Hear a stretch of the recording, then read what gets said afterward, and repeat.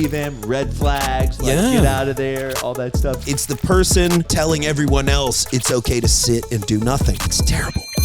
Welcome back to In the Oven with Brad and Adam. What up, y'all? So we actually said, oh man, we probably should think about what we're going to talk about. And then we started recording anyways. Yep. So we're getting it together, man. We got a lot going on, you know. We got a lot going on. We're very, very busy. We're scaling Fat and Weird in a big way.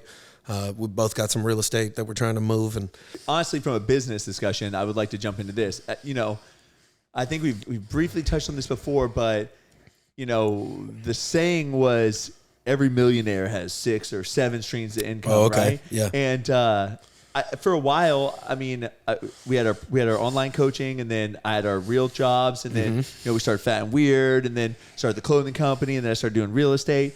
And then now I've realized that I just want to focus on one thing. Yep. And then once I haven't done well, man, with the that one struggle, thing, dude, the entrepreneurial struggle of being able to see all the opportunities that are missed and wanting to seize them. But you have a team and you have people, but if you're not there leading that thing day in and day out until you can find or groom that next leader, it starts fizzling. Yeah. So you're selling some property. I'm selling some property right now.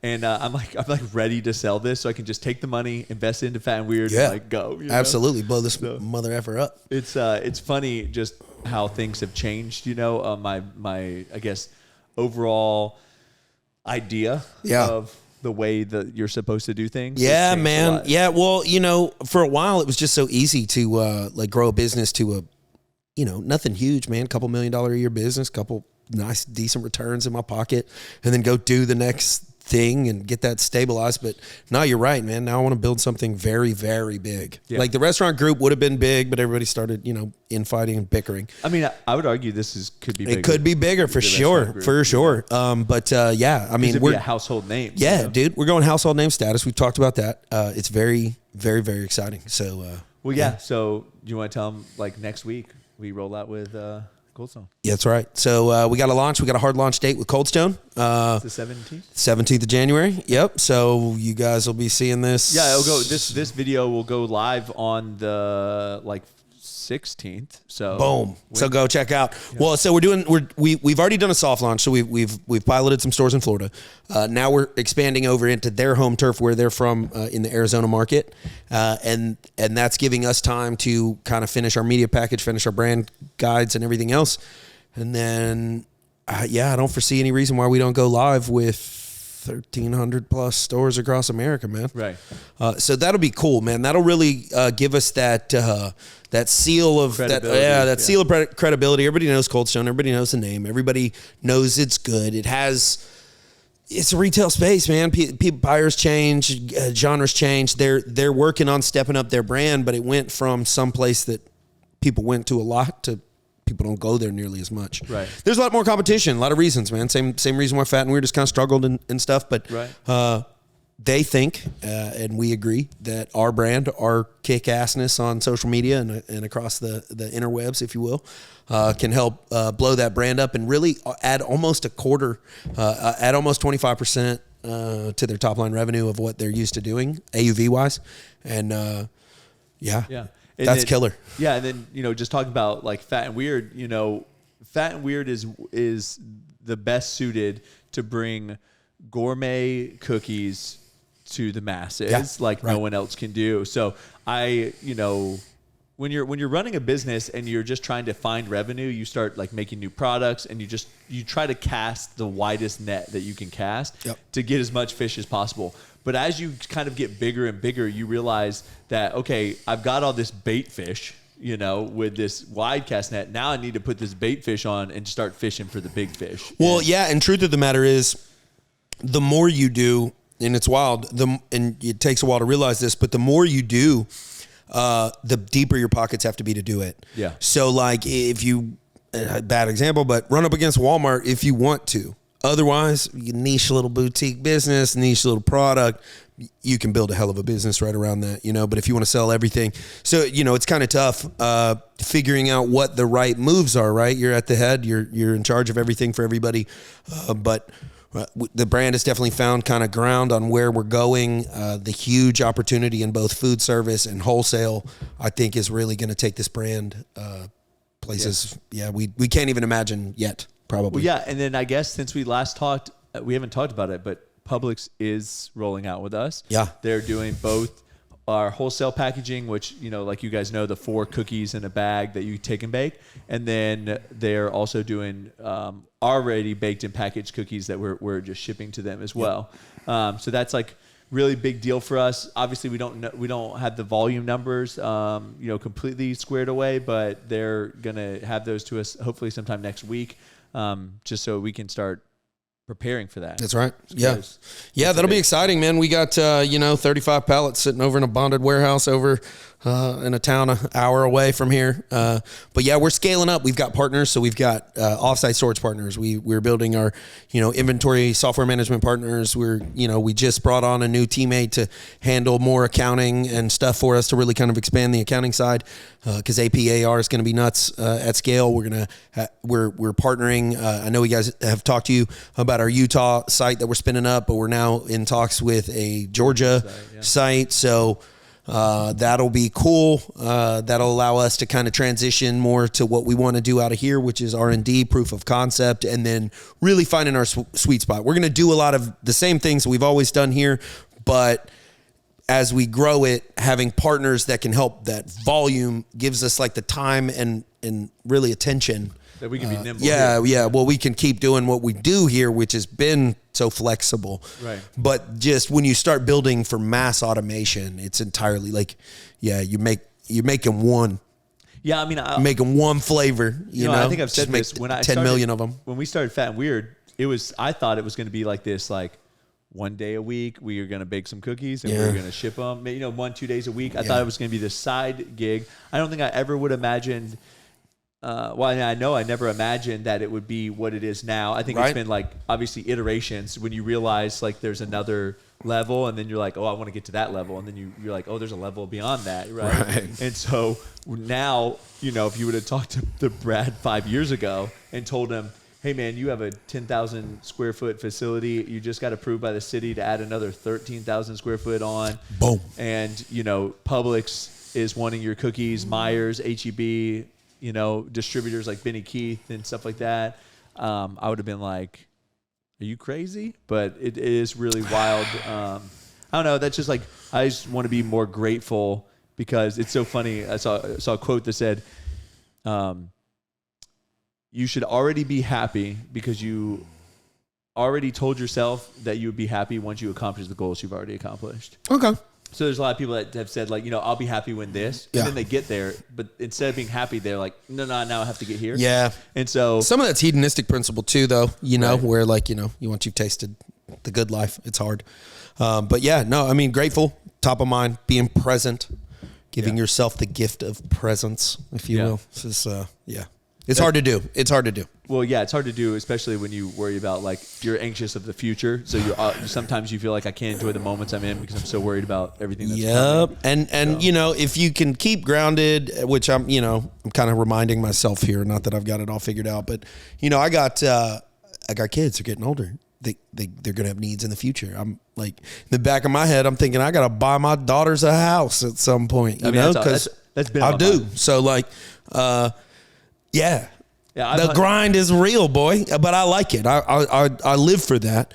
But sometimes, you're sitting there, you're like, oh, am I doing enough? Am I doing the right things? If I fall flat on my face, whatever. So. I've 100% said that, like, the reason I'm trying to save up money is because I think I'm going to have to buy Scarlett a house because with the way housing market is, like, you're going to probably have to help your kid out with a house. Daddy's got you. Yeah, anyways. So, but no, I think that, really important to stay, present and grateful for all these opportunities that are coming your way, and just remember that this is the life you hope to have. Yeah. You're there now. Oh shit, yeah. Obviously there's another level you're trying to get to, but to be grateful for. Well, and it's like, it's tough, man. If you're not growing, you're going, right? And so like, it's a tough spot to be because you're not, there's no, like, it's entrepreneurs, dude. If you want a point where you can just go be an employee, go clock in or whatever. But like, otherwise it's like, oh shit, if I don't grow my market, if I don't this or that, I'm going to lose, I'm going to lose attention. I'm going to lose sales. I'm going to lose whatever. So you have to keep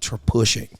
Right. You know, and there is a level where you push differently, or like we talked about, working back and improving revenues from within and improving processes and stuff. But like, yeah, it's just grow or die, you know? Right. So, yeah. So, right now, one of the big focuses for us is obviously getting up the Utah plant like up and running. And then we have our Georgia plant that we're now working on a completely different product for. Mm-hmm. So how much you want to talk about that? I know I don't want to say too much. Yeah. I mean, it's super exciting. We will be, let's say we will be experimenting with an entirely different line process, but it's a very similar product, but it'll just be able to be delivered in different format. A very interesting way. We kind of conservatively think that the opportunity on that product is more than 20x, probably all of our. But we'll see see what happens when we get there. It just has the ability to go into a lot more locations. Yep. Like it can be a convenience store product. It could be, just the truth is, there's 160,000 convenience stores in the United States, right? I don't know, but that's a lot. No, did you know that? No. I looked at it's somewhere between 160 and 180,000 convenience stores in the United States. So when you think about that, you know, a lot of people are like, oh, grocery stores, which, yeah, great. Grocery stores do have a lot of people going through them. Yes, and grocery stores give us, just to kind of fill you guys in on what some of what we're trying to layer our offerings without increasing what we're doing too much, flavor-wise or whatever. Kind of complicated to say, but like grocery stores allow us to get this kind of price point. We're targeting more grab-and-go options, so places that sell more snack-sized deals. I'll kind of leave it at that, but there's infinitely more of those. You get a smaller top-line revenue, you get a smaller gross revenue, but you get a lot more margin for that. So we want to target that. You also move a lot more volume. So like our per ounce price, which is pretty much what we gauge everything by here. It's just the easiest, fastest thing for us to do. Our per ounce price that we net is higher when we have a lower priced item, right, if that makes sense to y'all. As it goes up, we can't keep that same profit percentage. And because this is a nice percentage and a really nice volume, it's worth the headaches and hoops and everything we're jumping through now. Yeah. So. And we know that it's going to take a lot of experimentation because it is just a completely different, like I said, format that we're not used to. And there's different equipment involved with it. It's going to be interesting, but I think that it's going to be really, really big for us. I agree. And so there's a few people that may listen to this that know what it is because they've tried it when I've done it here. Yep, we've done a couple. So, but yeah, I'm really excited about that. I think that's going to be a lot of fun, and it's something I could see myself eating way more often. Well, yeah. So. Yeah, absolutely. It's, it's too high. Yeah, I'll give it away. Yes. Every time I walk past my freezer, I would want one. But, all right. What else we got going? We got the warehouse. We're going to build out a little content space. Yeah. After this, we're going to go check out. Adam has a warehouse space, and I've been toying around with different ideas for it, but we know that we want to build out, a little podcast studio, content space. Well, yeah. So y'all know this is Brad's office, but this is where we do kind of a lot of our fat and weird powwows and stuff like that. Obviously, it's set up for the podcast, but it's hard. I mean, we had to bring in, like, we got lights and stuff that aren't normally here. We got things that doesn't really make it a conducive working experience. Yeah, like multiple cameras. There is setup involved, right? It's minimal. And, EC is here, of course, helping us out. But if we had a place where we could just show up, sit down, go to work, makes it that much easier. So we want to build out the space for a podcast. It's got a couple rooms in it that would be really good for that. And then truthfully, I mean, you guys will be able to check it out, but I think we're going to kind of build some spaces in there where we can have some fun. I'll leave it at that. I don't know. It's very expensive. We're investing all our money into Fat and Weird, but I don't know. It'll be kind of a cool look at us on the internet thing. If we set up the podcast room, I think we're going to be putting in some me and you sweat equity. Oh yeah, for sure. For sure. But no, it's something that I've always wanted, like a dedicated content space where I was podcasting. And it's got the ability to do some other cool stuff, man. To like, you and I both have a pretty good network around here.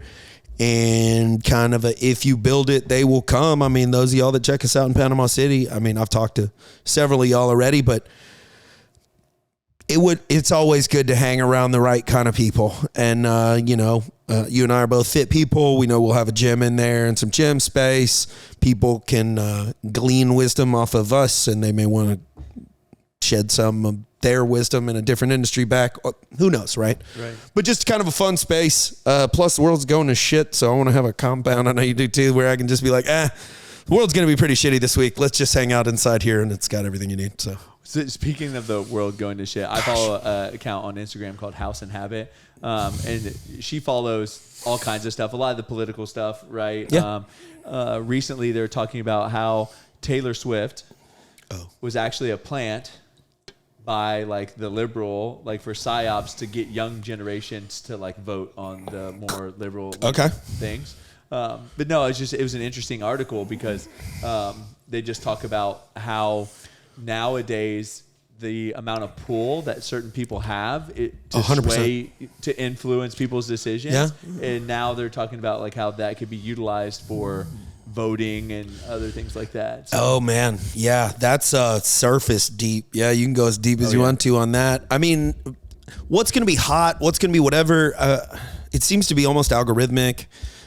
You push it enough, most people just kind of like catchy tunes and stuff. So like, whether I didn't read this article, but whether or not Taylor Swift has anything to do with it, but like, yeah, you could easily. Be, and then too, man, I mean, I think anybody, like, okay, pick anybody to pick Taylor Swift. Well, they know where her phone is. They know what content they could be pushing into her brain or what, just kind of like feeding you the stuff. We talked about that on the TikTok stuff. Like TikTok is like all that content you can't even produce in China. Right. It's against, I mean, whether or not that's good or bad, but like you can't produce all this hateful either direction. Right. And here it's like how you win the TikTok game. Well, yeah. It's controversial politics. Yeah. Controversial, very like heated stuff. Yeah. It's extremes. That's, Mr. Beast actually talked about that. He said, if you want to have a YouTube video on bananas, you can't be like, bananas are great. You have to be like, bananas are the best fruit ever, and if you don't agree, you're stupid. Yeah. And so that's what the world's turned into. And I actually had this conversation with Eastman the other day. I said, I have a really hard time with social media now because I feel like I have to be something that I'm not in order to grow a following, and I just refuse to do that. Stay true, man. I think it's coming. The world's only getting faker. We've talked about this several times, but I think the rebound for real is here already. I think folks you and I both know some that, that's them. Right. And it's like, that's cool. And it also, we talked about kind of on the social media stuff where dude, if you have to like be an actor all the time, if you will, that shit's going to get draining as hell. Right. You got to set up things and do things or whatever. But if you can just somehow be you, boop, camera's rolling, then I don't know.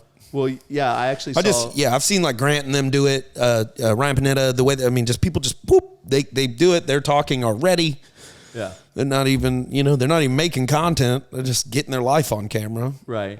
Well, yeah, I saw something the other day where like, those accounts I'm sure you've seen before where like they find some kid in need and they take him to meet a celebrity or they poverty and like Make-A-Wish, kind of like that, but it's like it's just like social media people doing it, right? Well, I saw this one long story about how like this one was like completely staged. Like this kid got in contact with the celebrity based on the disease he had. The celebrity met with him, but this TikToker or YouTuber or whatever for social media, they made him like act like it was all part of this plan. It was like very staged stuff. And so, I don't know. It's just like on social media, you see it. There's so many videos where you're like, this is 100% staged. And so you're watching almost like 60-second series. Well, I struggle with that too, man, because like I have been motivated by watching people on video do things that have motivated me to do nice things for other people. Yeah. But I always, and I like doing nice things for other people. I guess motivated isn't maybe the right word. Gave me the creative idea. Like, oh, shit. That is within my means to do. We did a big lunch bag program. I mean, just a bunch of different things, right? Right. I can't buy anybody a house. I don't have, I don't know, man. Pay off your college loans. I ain't got it like that yet. But certain things you can do. And I've learned some of those things by seeing them online. I like the idea of them all being real, but I've always struggled with, I don't want to post myself doing this knowing I might inspire other people to do it, and knowing that that's good for the world because some people are going to like be haters on me, which is so stupid. Yeah, but I think social media itself has like warped people's perception of reality, period. Yep. You know? Like, I mean, how many times have you, I mean, people tell me and Aubrey, like, oh man, I wish that I had the relationship that y'all had. And I was like, I mean, we have a good relationship, don't get me wrong, but like, we have fights. We're not perfect. Like, we get in arguments. Like, we go to bed mad at each other, like all that stuff. But I think a lot of people take social media for face value. And I'm sure that some of you watching this are like, oh no, I know social media is fake. But even if you know it's fake, you allow it to like seep into your mind. Well, but even then, right? Like there's fake and there's like, I don't know. I mean, I know you very well, Aubrey very well. Kirsty and I are not going to get in a fight in front of y'all. We just shouldn't do that. Yeah. Well, we're not going to do it on social media either. And we don't even fucking know y'all. You know what I'm saying? So it's like, that's not us being fake. It's just us not sharing that because that's dirty laundry. There are people that would. There are, but I think they're chasing a weird idol there, and like their marriage is not getting better that way. Yeah, I mean, I've seen. You're just gonna have people. Here's what you're gonna do when you put out your two sides of the story fight. Each side of you probably think you're right. Yeah, you're gonna have a whole bunch of people agree with each of you. Whereas you need to agree that both of you are probably right and fix your mess. Right. And not like, right. Good job. Digging your trench further between you. Yeah. I mean, if the world was like, hey, guys, it's okay. We fight sometimes. Like, y'all give each other a hug. That's not what the world's like. Leave his ass. It's like, okay, sweet. Well, those videos I see that get the most views on that kind of it's stuff. Terrible. Like, you know, the woman like airs the man's dirty laundry out, and people in the comments are two things. They're either like, that's so disrespectful for your husband, you should have done that. And then the other people are like, leave him, red flags, like get out of there, all that stuff. So it's I mean, taking advice from people on social media that don't even know who you are is a terrible thing. Well, like, damn, I don't know. What do you think your job is being a spouse, male or female? Like, either side of the coin, you think it's like making fun of your spouse on the internet or like whatever the heck category you want to put that in? It's terrible. Yeah. I see it and I'm just like, ugh, cringe. Yeah. Well, it's just like marriage to me is instead of like trying to be right in an argument and win. Because when you win, it's you not lose. really a win, right? You lose. Your marriage loses. Yeah, the marriage is how do I fix whatever the issue is, not to prove that I was right and you were wrong. Yeah. It's how do I, fix this thing? And I think that's still, I mean, I still work on that. I'm not perfect at that. I think everyone has an ego to some extent. 100%. I'm not right. I all the time. But like if you remember, like two beings becoming one, you're fighting with each other. Like you can be mad at each other. You can be whatever with each other. I don't know. All of that is right, but you are right there. If your argument ends, like arguments never end in like, oh, you're right. Yeah. Because you stood up and you fought for something. And so best case, they're going to feel dumb and mad at you for making them feel dumb or whatever. So like, yeah, I don't have the sauce. My wife will see this. Love you, baby. But I'm sure I'm a dickhead all the time. I know I am. But yeah, dude, if each party would come at it going like, how am I handling this wrong? Or why do you think you're right? You can get so much farther. Pick wars, dude. Both sides would just go like, well, why did they think they're right? Oh, damn. That was a little disrespectful of us. Oh, that was a little, maybe I shouldn't have handled what I misperceived as but we don't do that. It's like, you're wrong. Yeah. And then one of y'all just backs down and then it's just like. Aubrey actually asked me the other day, she's like, what is it with men and like wars and like wanting to like, like essentially Russia trying to take over Ukraine, like, she's like, what is it with men? Like just wanting more and more and more and more. And I was like, that's how we built the world. Yeah. I was like, I don't really know, but I think it's just the idea of just like, you just almost like you're collecting accolades, like just to prove how good you are. Yeah. Because you can. Yeah. Because you can. It's part of masculinity. It's it's just part of it, man. Now the war part, I mean, yeah, sure, things can be talked out. Okay. What happens if that doesn't work? I mean, somebody gets to win, right? So I'm not talking about my spouse here. Right. I'm saying I'm right. Right. Now I done gave you option. I conceded. I said I understand. Now do what I say. You know. Yeah. That's why it's good to be American. We're military powerhouse. But no, man. Hunting. I mean, truth of the matter is, for what do you want to call it? Mate selection. Yeah. For long periods of time, riches.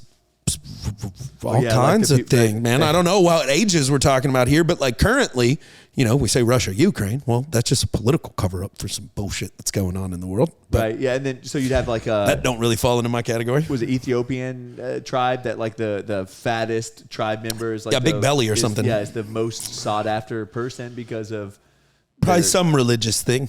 I actually think, I thought usually when it was like a weight thing, it was about the fact that like, they have a surplus, so they so that's what they used to say a long time ago, that like fat pale people were the most attractive. No, they were never sexually attractive. They were just valuable looking mates, because it was like, wow, starving to death doesn't look like it's in your future period. So I would like to not starve to death. Don't look like you have to be out in the sun a lot. Oh yeah, work. Yeah. But it wasn't like get some of that fat pale thing over there. No. That wasn't it. Don't let them tell you. That's modern society creeping in, going like, we're about to be attractive again. No, y'all ain't. Oh, well, I mean, if you want to get... shots fired. Pop out. You wanted to get into controversial, then I had someone the other day posted about the body positivity movement. Okay. And how it was a terrible movement. Fully agreed. And I think for me, the body positivity movement... showed more. It was okay when it showed more of like normal people. I'm saying they didn't look like supermodels and stuff like that. I'm not saying like. Look, I don't think it's the way you look fully, but after a certain point, you have no respect for yourself. It's not accidental, and the internet exists. Yeah. So if you have a triple digit IQ, I mean, shit, if you have a mid to upper double digit IQ, you can learn how to lose weight.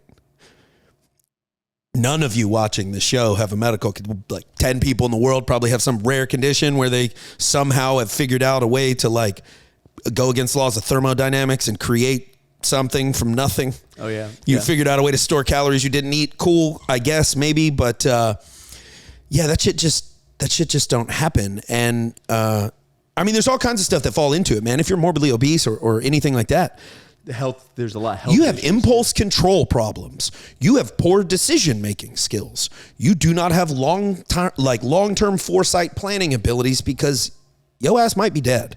Yeah. Like, it's not okay to do that shit and then think it's okay. Look, I'm 35 years old. If I couldn't read, I would expect you to.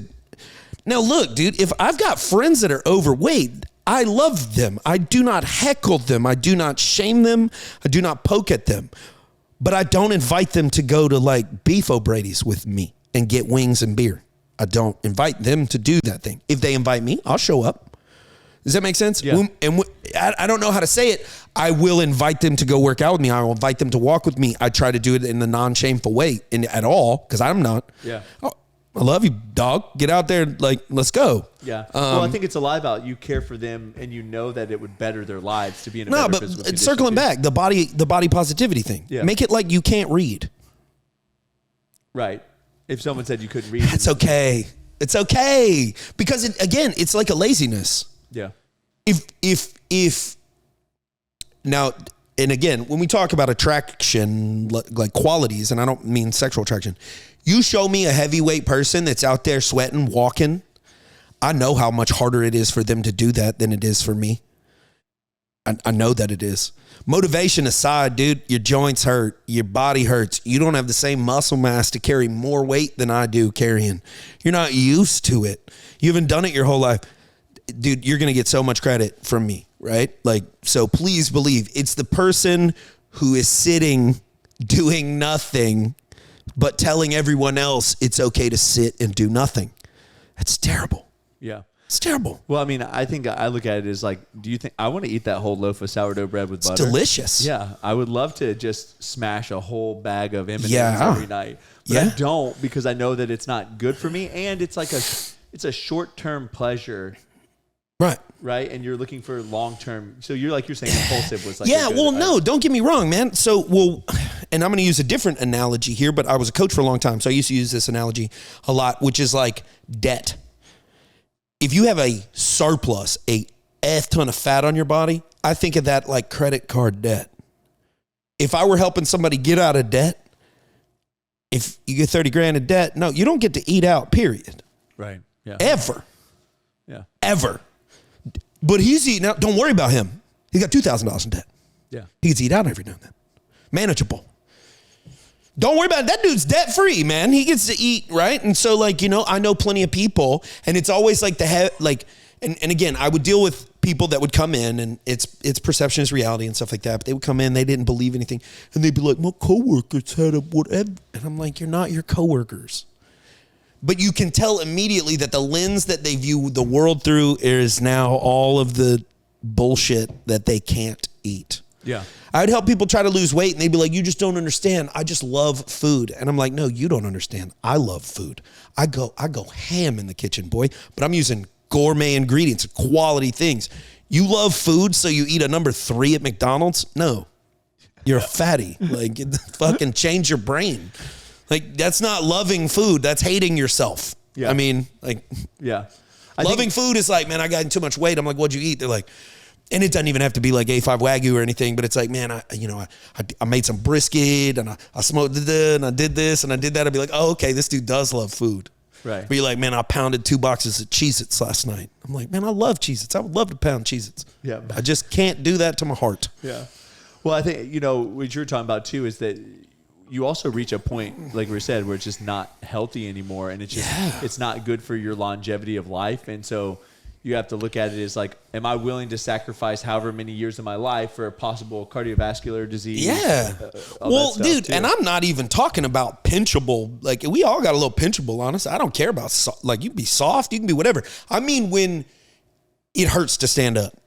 Yeah. I mean, when tying your shoes is like a conscious decision. I've known people like this. Yeah. They can't really live okay.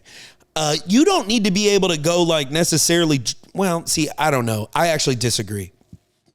If you're a healthy individual, there's no reason you shouldn't be able to participate and finish a 5K.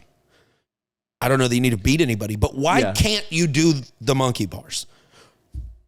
Why can't you play with the kid on the playground? There's so many parents. First of all, look at me like I'm crazy because I'm running around on the playground with my kids. My kids love it. Their kids love me doing it. They would love it more if their parents were doing it. Yeah. But they're not. They're just like waddling around on the sidelines. Yeah. Like this movement. Right. Like, what are you doing?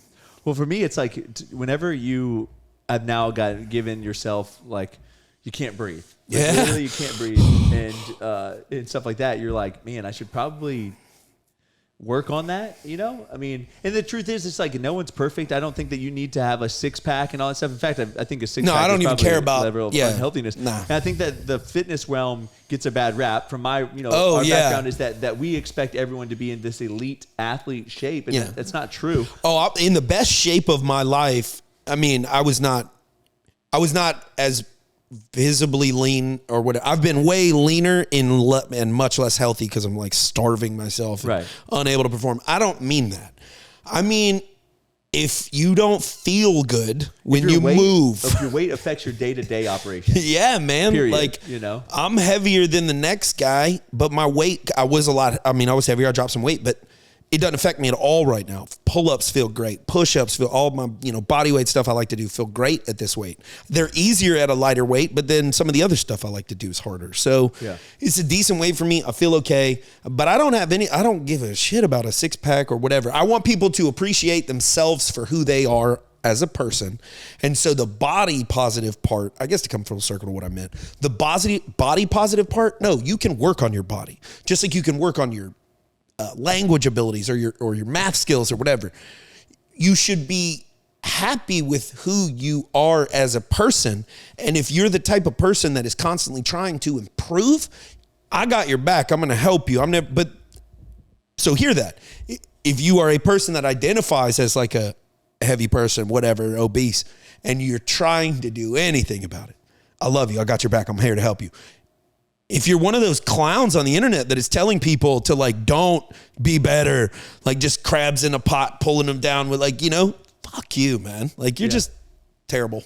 Well, it's with all the aspects of life. You should improve at everything, Yeah. I mean, you want to be surrounded by people that push you a little bit outside your comfort zone, because that's where real growth comes from. And so you want people to tell you, I mean, you've told me before, like, hey, you need to dream bigger. Yeah. You need go to push big up. or go bigger, baby. Yeah. Hell yeah. So, I mean, stuff like that, you need people like that to like push you forward. I mean, would you keep a friend around that's like, that's too big of a, I you have to to cut them so many times. I've had to cut all of them out.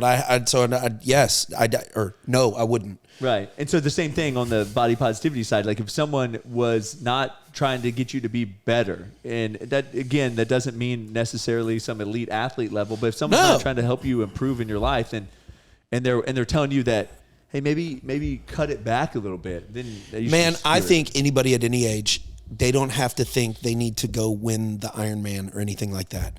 I think you can walk up a set of stairs, even if you think you're in shape. I think you walk up a flight of stairs and go, dang. And go, I need to go maybe hit a few 10, 20-minute rounds a week on the Stairmaster at the gym at an easy clip, because I want to build that cardiovascular up or whatever. Yeah. You'll find it does have some visual, aesthetic benefits for you, but really it's that. And then you go, okay, I feel good about it. And then, I mean, I think we can pick like individual little fitness goals that don't have to be this big crazy things. I know you guys do the stuff on Aubrey's app with the water challenges and stuff. We used to do them all the time. It can be small things, but it'd be like, guys, drink less water, be dehydrated, be okay with it. Yeah, you need to drink more sodas. Yeah. Don't go to college. Don't learn. Don't do anything. Yeah. I don't know. Be okay with just being average and lazy. And I think the key to what Adam said too is that like it's not about like I'm not going to shame anyone for their body and their choices at the end of the day, but I just don't want to be associated with people that don't want to better themselves. No, man, I got a friend, he's a history teacher, and I look up to that because a good influence in my life was a history teacher of mine. He is completely happy making like $35,000 a year. But he's completely happy. He travels. He does some side stuff. He travels and whatever. But he's happy. So I don't care about his income level. If he was not happy about his income level, I would be like, well, let's go get it up, bro. Yeah. Oh, you're not happy with your weight? See, here's what happened, man. Somebody came to somebody and they're like, man, I'm not happy with the way I look. I'm not happy with my weight. If you're a good friend, you go, oh, all right, well, let's do something about it. I'll go walk with you at the walking park right now. Right. I'll join a gym with you. Or you go, nah, you perfect. You good the way you are. Just keep, getting bigger, I guess, or getting dumber, or hey, man, I'm struggling with alcohol. Nah, dude, it's good. Drink more. Yeah. I got a drug addiction. No, here. No, you're fine. Yeah. Drugs are fine. Like, I don't understand why that one thing that is so degrading to people's health is not looked at in the same way, other than everybody is so quick to just throw up offended. Right. Which, like, I win. I'm offended. It's like, okay, you're still fat. You're still going to die earlier than you would if you drop some fucking weight. And it's literally like, my phone counts my steps. Stick it in your pocket. Walk around. Yeah. Till it says 10,000. Yeah, pick a step count and go there. Yeah. Walk up and down every aisle at Walmart. You can pick any tactic deal that you want. Like, you're going to go up and down every aisle. You're going to do the thing around however you want to. I mean, shoot. Just do it. Well, I think a lot too. It's like if you just go outside and just go walk a mile. Just go walk a mile outside. Yeah. So, Miley's made her appearance. Tap. Yeah, that's okay. I don't think they can hear. No, they can't. They can't hear what he's saying. But no, I don't know how long we've been going, but I feel like it's been about 45 minutes. Yeah, so it's good show. Good. I keep putting my hand in front of my face. So, oh well. Well, yeah, we're gonna go check out this other spot. Warehouse. Yeah, and so maybe we'll get some content. Plus, Adam always needs to move around when we get on the podcast because he's like, we actually had a meeting before this, so I'm surprised he's made it this long. I know, I'm dying. Down, so, but anyways, I hope everyone has a wonderful rest of your week. Absolutely. And thanks for joining us in the oven. You're worth it. Do hard shit.